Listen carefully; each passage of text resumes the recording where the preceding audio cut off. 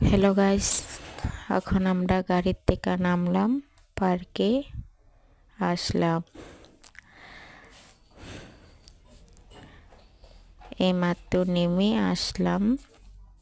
দেখেন কত মানুষ, এরিয়াটা কত বড়, আর গাড়ি হাজার হাজার গাড়ি।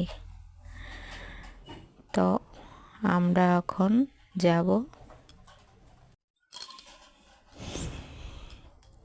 ওই দেখছেন কত বড়